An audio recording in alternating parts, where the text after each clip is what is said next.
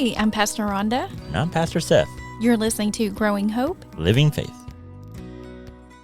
Welcome back to Growing Hope, Living Faith. Happy New Year! Yes. We've not recorded since before Christmas. Life has been so busy. Yes, it has. That's good, though. It is. So it is very, very good. And I know last week we wanted to record, but like I said, it just didn't work out. And, we finally sat down and we're like, we run the podcast, so we'll record when we can record. That's and, right.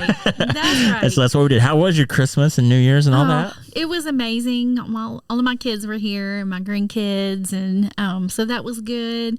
Austin, my youngest, he didn't make it for Christmas Eve. He had football tickets, but he came over, and it was kind of fun just having just one, little one-on-one time.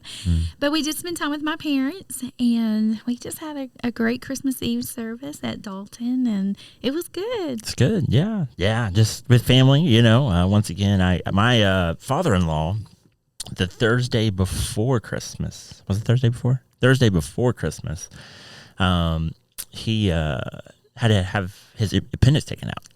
Ouch. Yeah, so that's not any fun, so that kind of pushed them back on coming in. I think he had it out on Friday, and they were supposed to come in on Saturday. They still wanted to travel, and we're like, you might need to just hold off on that for a second. So they held off, thankfully. They came in on Christmas kind of evening. And but yeah, no, it was good. And then, we went to Lexington and was with Morgan's brother and sister-in-law up there and had a good time up there. And so then we came home and celebrated the new year. But then last week you were traveling because you went to a special kind of music session. Yes.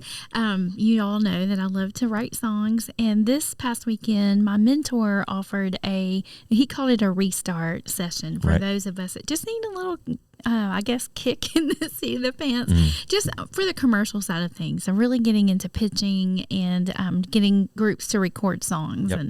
And I've had some groups that do that, and that's really a wonderful. I don't know how to explain it. It's exciting, but it's also very humbling to hear somebody here sing something that came right out of your heart. So anyway, we talked about that, and it was a beautiful weekend. And then this coming Monday, I'm going to go to Atlanta to write with my friend that's going to be in town. And so the three of us are going to write on Monday and Tuesday of next week. And then we got a winter retreat coming up, and I paid my deposit for the spring retreat, which is in Iowa. So I'm really nervous about flying. I'm not a flyer. Are you getting ready to ask me if I'm afraid to fly? No, I'm not afraid to fly. I'm afraid of getting lost in the airport. That's my fear. Man, that would have been great. I wish you would have asked me if I was afraid to fly. But. No, it's the technical stuff. It's trying to get the tickets. It's trying to find out where you go. And where are you flying out of? Do you know? I don't know. I kind of like to Chattanooga just because I don't want to go to Atlanta late at night or early in the morning. Problem with flying out of Chattanooga is lots of times you fly to Atlanta as a connecting flight. Right. So, Atlanta airport's crazy. I mean, it's just absolutely crazy. And I would fly to Nashville. We're looking at Nashville. Sometimes Nashville's a lot easier to get in and out of. Yeah. There's not as many gates. It's not anywhere near as busy. So that's always a good option as well, is the Nashville airport. But I know, I was thinking yesterday, I wish that you could just fly me, but it'll be a long flight. It's to Iowa. Yeah, so my plane doesn't go very fast. Does not go very fast at all. So, but good. Well, good. Well, yeah, I think we're going to kind of jump back into lectionary, and looking forward to the year. Don't know if we'll be on lectionary maybe every week. We're hoping to do more interviews. I think we've done 2, maybe 3 since we've started, and we're hoping to do some more interviews and set some of that kind of stuff up and just kind of hear people's stories. I think that for me, that's something I just really love. It really gets my juices flowing, is just hearing people's story, how God's moved, how God's worked, how He is working in their life, and so I feel like that's always been very good for me, and like I said, hopefully that's something we can try to pursue, I guess, within this new year. And really, that was our original plan. Yeah, absolutely. But we've had a lot of changes and a lot of moves and stuff, and so we're just trying to get our feet grounded. But I do like using lectionary, too, because it just kind of keeps us in the rhythm of the church calendar. So I like doing that, but I also love just hearing stories of real people, of how God is using ordinary men and women, boys and girls, to do his work. And I think it's beautiful. Yeah, absolutely. So yeah, looking forward to the new year. If nothing else, then it's good for, like I said, good for me, good for us. And we may not post every week, put a podcast out there every week, but like I said, it's good for me just as much as hopefully everybody else. And so that's good. So yeah, today's passages, obviously we just come off of Epiphany. Right. Was the celebration for last Sunday. Epiphany, for those who may not know, is the celebration of the wise men coming. It's this realization and revelation that Jesus didn't come just for one select group, but that he truly came for all people, Gentiles as well. And so such a cool Sunday. And then this week, really, the passages kind of jump into these calls that people get. We have an Old Testament call, and then we also have New Testament calls. We have the disciples calls, and which is really, really cool. But I think we're going to focus on that Samuel's call, and see what we can see within that, and then we'll see where it leads. What do you think? Sounds good to me. All right, let's read 1 Samuel 3. We're going to start out with 1 through 10, and then we'll go from there. All right. You want me to read? You want to read? Sure. I gave you two options. I'll read. All right, it says this. Now the boy Samuel was ministering to the Lord under Eli. And the word of the Lord was rare in those days. Visions were not widespread. And at that time, Eli, whose eyesight had begun to grow dim so that he could not see, was lying down in his room. And the lamp of God had not yet gone out, and Samuel was lying down in the temple of the Lord, where the ark of God was. And then the Lord called, Samuel, Samuel, and he said, Here I am, and ran to Eli and said, Here I am, for you called me. But he said, I did not call. Lie down again. And so he went and lay down. It says the Lord called again, Samuel. Samuel got up and went to Eli and said, Here I am, for you called me. But he said, I did not call, my son. Lie down again. Now Samuel did not yet know the Lord, and the word of the Lord had not yet been revealed to him. And the Lord called Samuel again a third time. And he got up and went to Eli, and he said, Here I am, for you called me. Then Eli perceived that the Lord was calling the boy. Therefore Eli said to Emmanuel, Go lie down, and if he calls you, you shall say, Speak, Lord, for your servant is listening. So Samuel went, and he lay down in his place. It says, Now the Lord came and stood there, calling as before, Samuel, Samuel. And Samuel said, Speak, for your servant is listening. Oh, can you just picture it? And you know the story, before I even think about the story, I have to go back a little bit and think about his mother, Hannah, why he was even there. When it said that he was sleeping, where was it? He was lying down in the temple of the Lord where the ark of God was. Wow. The only reason he was there is because his mother dedicated him. His mother longed for a child, longed for a son, and she made a promise to God that I will give him back to your service if you will just answer my prayer. And that's why this child was born to begin with, and she was good on her promise. Yeah, absolutely. And I don't know if it would be uncommon for people maybe to sleep in the temple.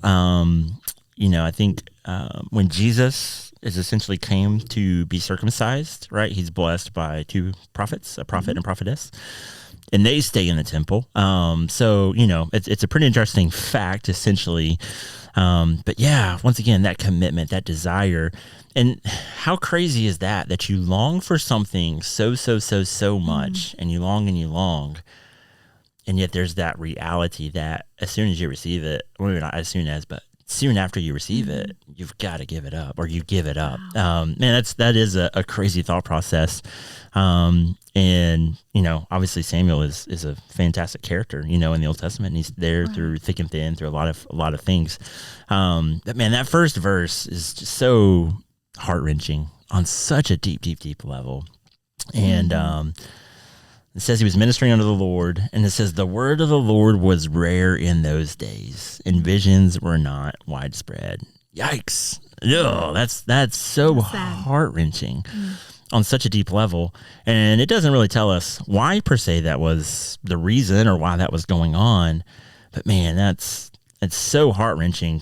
And then we get this glimpse of Eli, and it really points to this same mentality that his eyesight had begun to grow dim. And so we know the story of Eli. If you haven't read the story of Eli, obviously he doesn't do exactly what God desires for him to do. And so we almost have this foreshadow that his eyesight is beginning to go bad. And it's the same reality for the people of God, right? They haven't had these visions. They haven't had the sight to see. They haven't heard from the word of God. And so it's really just setting up this picture for Samuel, but it really does relate to the people of God, where the people are God in this moment. And it's not a very good place. Right.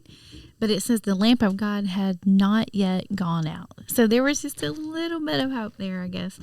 But the Lord called to Samuel, and Samuel said, "Here am I." So this whole time that this voice is calling his name, Samuel is a boy, and he thinks that it's Eli calling him. And I can just see it. He just runs into his room, and it wasn't Eli. No. And he would know his voice. Right. You know what I'm saying? It's not like he hadn't been there for a while. And so it's pretty fascinating. I mean, I think obviously that is the natural thing for a young boy to do. Would be, once again, you hear this voice and it says your name, so it's got to be somebody that's close. And so to run to Eli, like you said, you can really see that excitement. This is someone who has invested in him already, who has journeyed with him, who's breathed life into him.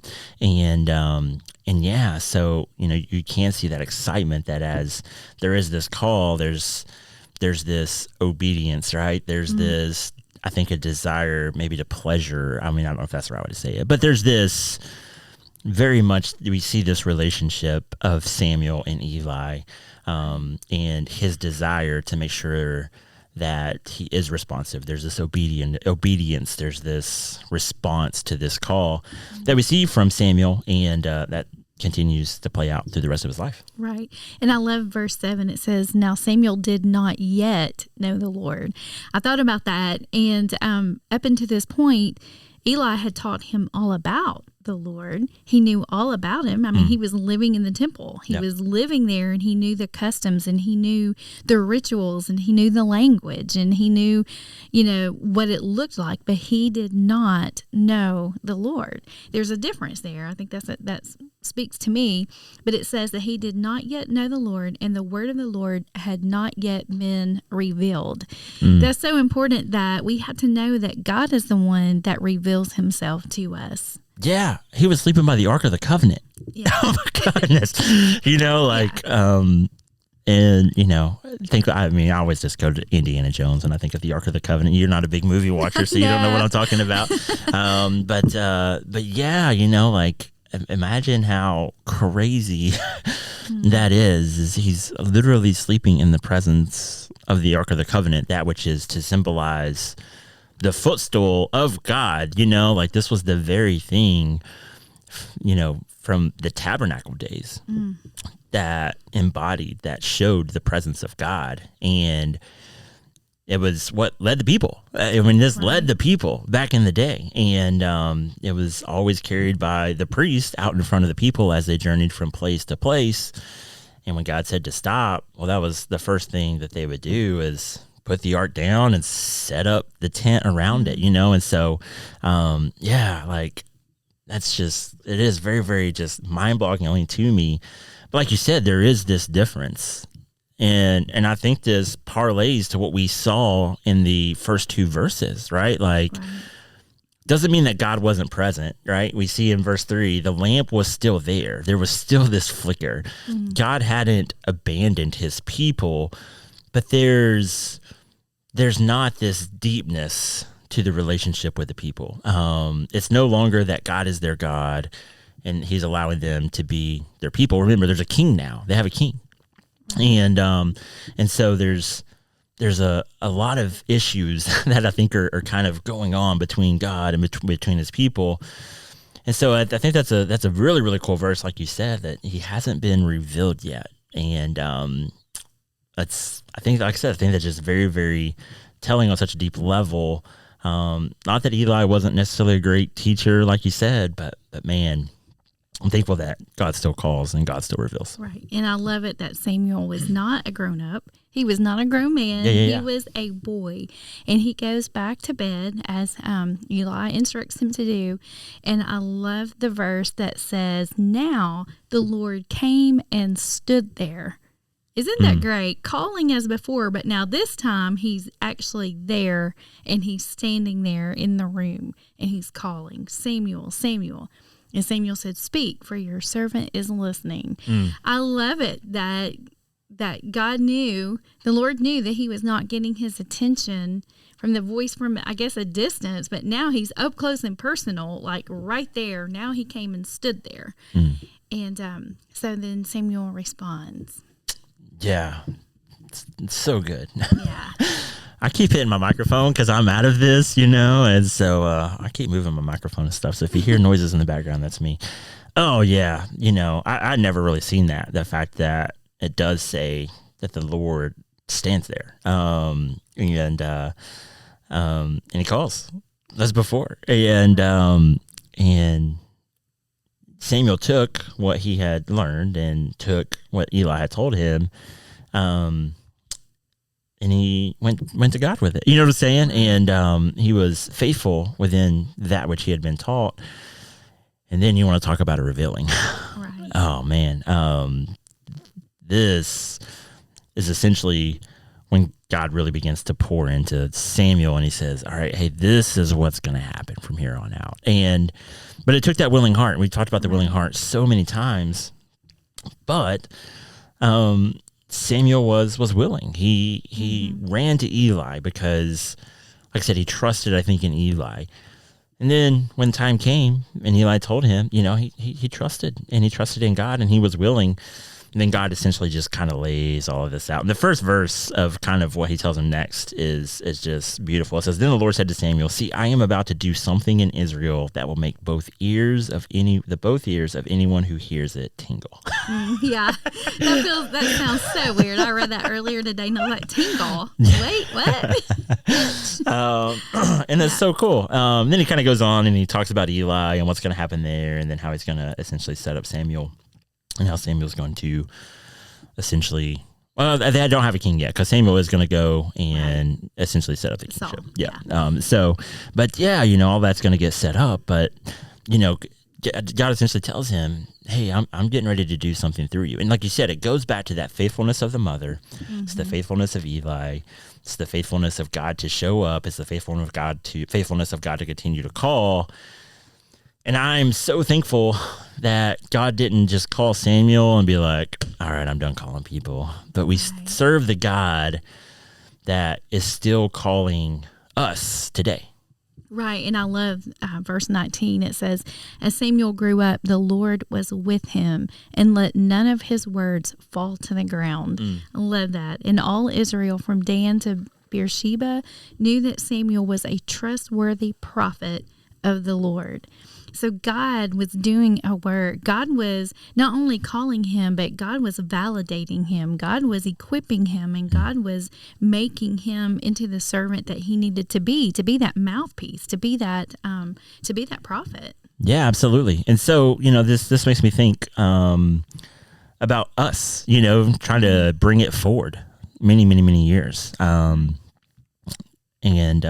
what does this mean for us, right? Because I think it's easy sometimes for us to look around and sometimes to think, man, where are the words of God at, right? Like, where's God at?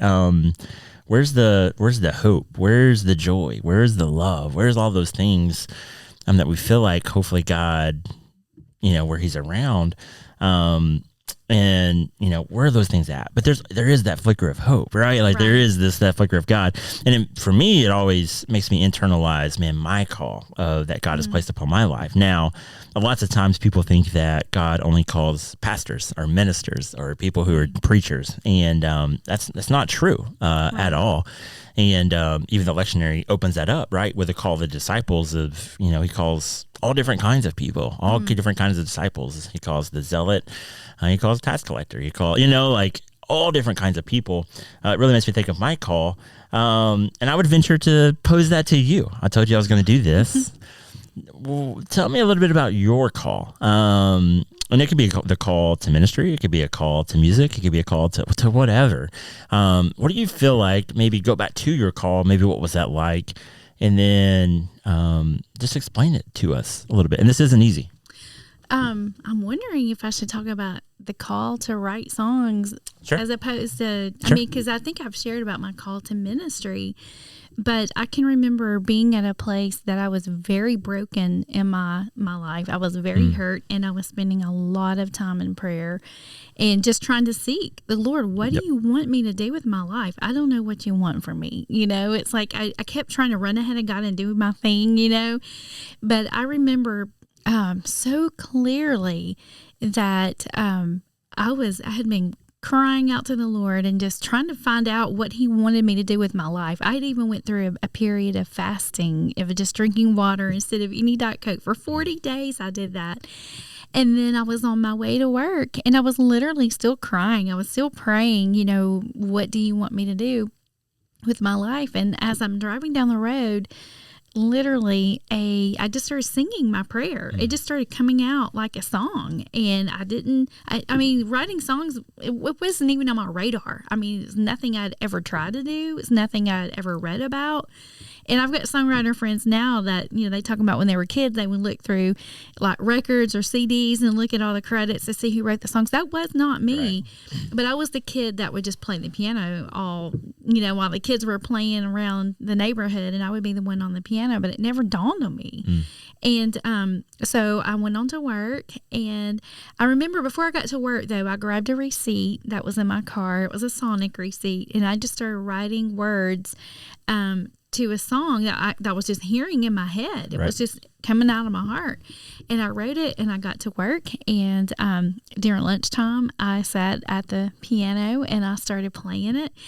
And I still didn't really know what happened. I mean, it was just so crazy.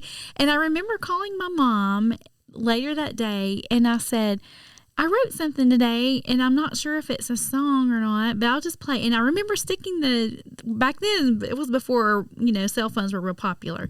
And it was the big, telephone thing that I just sat on top of the piano, and I played and I sang what I had written that day. And my mom was like, that's a song. And I was like, really? I was so just shocked. And then at the time I was trying to take piano lessons because I can't read music. And I played it for the piano teacher, and he started crying, and he said, this is beautiful. And he said, if God gave you one song, He's going to give you one more and one more. And he spoke life into me, and he said, this song will be on the radio. And I was like, huh? And so I waited nearly a year before I did anything with it. And I remember driving down Battlefield Parkway, and I remember the Lord saying, today's the day we're going to do something with a song. Turn here. And so I turned. I didn't know where I was going, and He just kind of guided me. And I was like, oh, I know where we're going. I went to a music store, never been in this music store my whole life. And I looked like June Cleaver. I had my little dress on, and I went walking into this rock and roll music store, and these guys were in there. And I just remember walking in saying, God gave me a song a long time ago, and I need to record it, and I don't know anything about recording. And I never will forget, this guy goes, I have just the perfect man for you, and he would never take advantage of you. He would never, I guess I looked a little sweet there, but anyway, I remember being in the studio, and when I first heard that song come to life, it was like I was hearing the guitars and all the things that I had imagined. I had heard in my head, and I can't play guitar, but I just knew that it was something that God had put in my heart to do, and I had no way to explain it, no way at all. And I think when He calls us to do things like that, that's just so outside of our toolbox. I mean, I can't read music. I've never had a voice lesson. I can't read music at all. Never had a songwriting class, but yet He still equipped me to do it, and it still shocks me to this day. And He has put people, now that it's been over 15 years, He has put people in my life, all around my life, and opened doors for me that I could never open it. And I'm still pinching myself. I'm still going, I didn't ask for this. I wasn't, like I said, it wasn't even on my radar.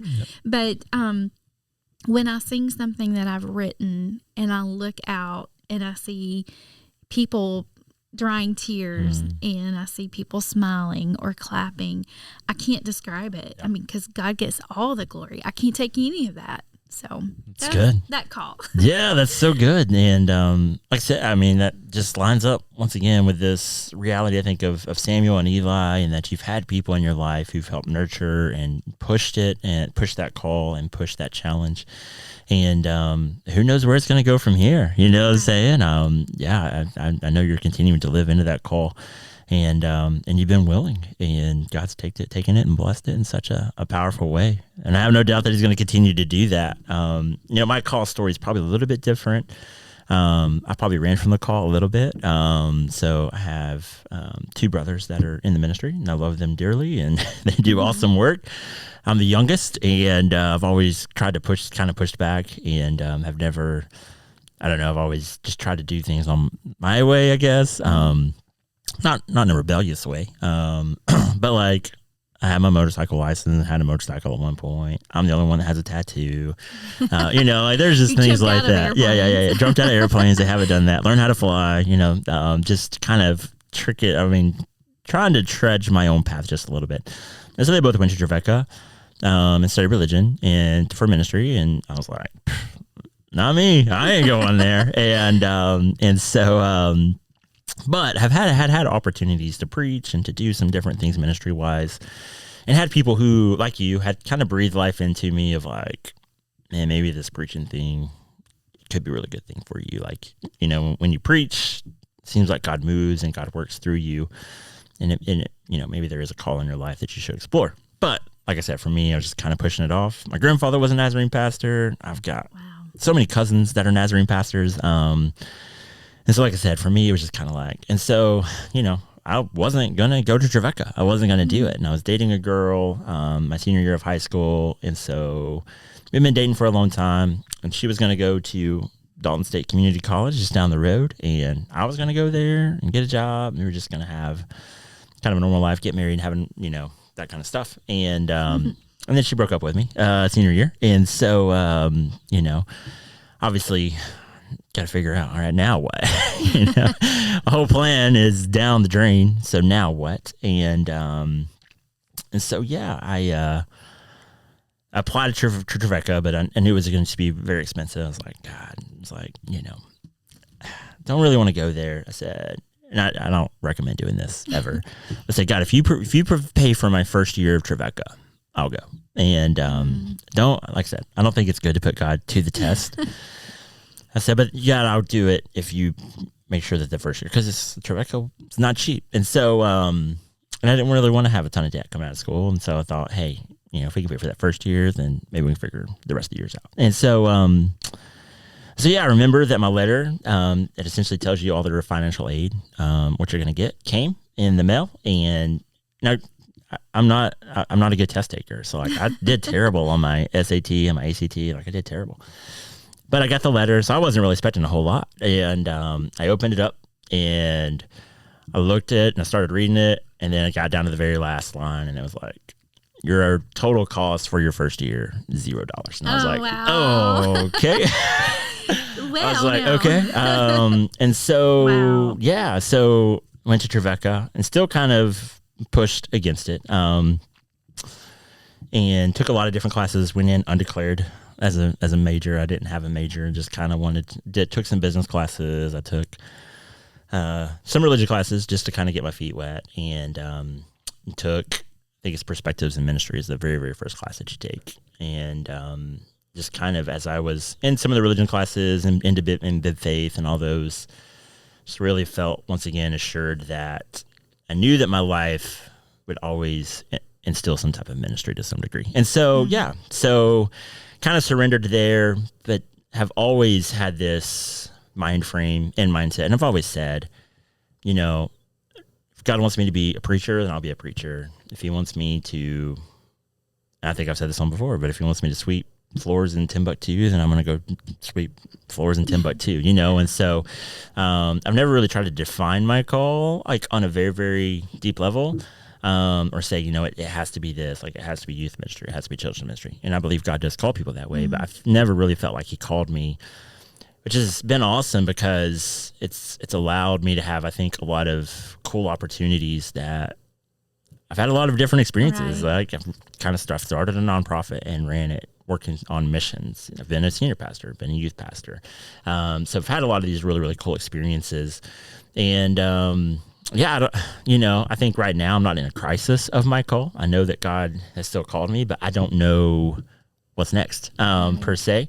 But I am open and willing, just like Samuel. And that's the place that I think I want to be. And I think that's the place that all of us should be. And I think that's the place that the disciples were in. You know what? When the rabbi comes and when the rabbi calls and he says, hey, come follow me, the question is are we going to take the response of the disciples? Are we going to take the response of Eli and say, God, here I am, whatever, wherever, however, then God, I'm here and willing to do it. I think that's what God desires from all of us. Right. And I know in my call, and I know you would say within your call, that's where we want to be, but we want to encourage you in your call because you are called as well. Right. Even if you don't have the call to preach, the call to lead music, the call to stand in front of people and talk, the call to whatever, teach, doesn't mean that you're not called. The fact is God is still calling all of his people, and he's given us words and he's given us messages that I think if we will take it to the world, man, there's a lot of ears that need to tingle. Right. Oh, good. That's real good. I wasn't expecting you to say that. That is so good. That is so true. All we have to do is just make ourselves available. We just have to position ourselves. We just have to get still before the Lord and listen and respond. If we're available and if we're willing to do anything he asks, he will take us up on it. It's good. And there's no better place to be. So good. So good. So, well, it was fun talking about our calls a little bit, and we hope you enjoyed those stories. And like I said, we're really wanting to push into hearing other people's stories. And so we just ask you to bear with us kind of at the beginning of the year. And like I said, we've got so much going on right now, which is, like you said, it's not a bad thing. You're preaching coming up. And like I said, there's just so many good things. You started a new class. Yes, I did. Worship. I'm finally finished with ethics. And so I just ask that you would kind of bear with us. But I'm excited. Like I said, I love the mentality of stories. And hopefully this year we can hear some different people's stories. Yeah. Well, we love you all on such a deep level. We thank you for listening in. Yeah. If you want to reach out to us, have any comments, questions, concerns, whatever it may be, you can reach us. We have email. It's growinghopelivingfaith@gmail.com. We also have a Facebook page, Growing Hope Living Faith Podcast. And I didn't tell you this. I started an Instagram. What? Yeah. So, for us? Uh-huh. Oh, okay. Surprise on the air. But I haven't posted one thing on there yet. Yeah. But I was just trying to explore. Yep. So we may have an Instagram do soon. Some Instagram stuff and be good. Well, thank you all for listening. Man, know that you are called, and may you be willing just to step into that call that God places upon your life. We love you all. Grace and peace. God bless. Bye-bye.